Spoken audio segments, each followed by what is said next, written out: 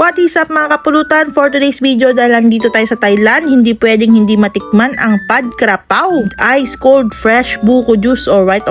Lalabas pala kami ng Bangkok para sa tour na to. Sa ibang probinsya kasi ng Thailand yung pupuntahan namin mga kapulutan. Whole day tour to at 4 yung pinuntahan namin. Binook lang namin yung activity na to sa Klook kaya pwede nyong i-check. First stop namin dito sa Maeklong Railway. 2 hours din yung biyahe from Bangkok kaya pagkarating namin inagutom kami agad. Welcome! Coconutค่ะ25 บาท How much? 25 25 baht. Fresh coconut. Is it Yeah. sweet? Yeah, sweet. 1 pad krapao. 1 pat kapao 2 At yun, habang inaantay yung order na pad krapao, iinom muna tayo ng fresh buko juice mga kapulutan. For only 25 baht or 48 pesos. Malamig na, masarap pa, tapos napakatamis nung sabaw. Ewan ko ba, pero lahat ng buko juice na natikman ko sa Thailand, matamis. Basta nasa labas na kami ng Bangkok, titikman natin yung fresh buko nila kung masarap.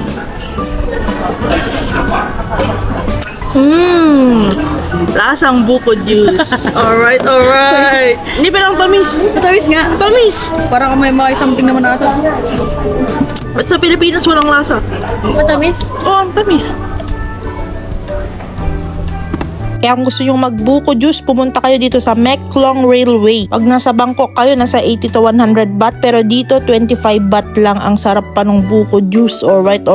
Malaman-laman pa, kaya mabubusog ka talaga. Eto na, dumating na yung pinaka-inaantay kong pad krapao mga kapulutan. Stir-fried beef with chilies and basil, topped with fried egg to mga kapulutan. Nagluluto ako ng ganito sa Pilipinas mga kapulutan, pero syempre iba pa rin yung lasa ng authentic. Kaya kailangan natin matikman to sa Thailand. At itong kinainan namin, re-recommend ng aming tour guide. Legit na masarap at mura pa. Pwede rin kayo mamili kung spicy or less spicy. 70 baht lang itong kinain namin na pad krapao. Nasa 133 pesos pag kinonvert. Marami na yung serving, masarap pa. Sulit na sulit talaga, mapapa alright kayo dito. Dito pala to sa Rom Hub Station sa Maeklong Railway. After namin kumain, dito na rin namin inantay yung tren. Ito kasi yung stopover niya mga kapulutan, kaya pagdating sa amin mabagal na. Pero pag nasa gitna siguro banda to, mabilis to. Kaya nagpicture muna tayo dyan mga kapulutan. Pagka-stop ng tren, agad-agad bumaba yung mga nakasakay para mamili dito sa Maeklong Railway Market dahil maraming mabibili dito. Daming turista. Pati ako turista pala. Para akong foreigner dito.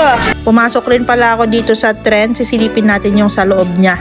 Lumang-luma na pero talagang pre-preserve nila kaya napakaganda pa rin talagang tignan. Ayun lang mga kapulutan. Sana nag-enjoy kayo dito sa ating vlog. Wala na naman kaming masabi kundi alright.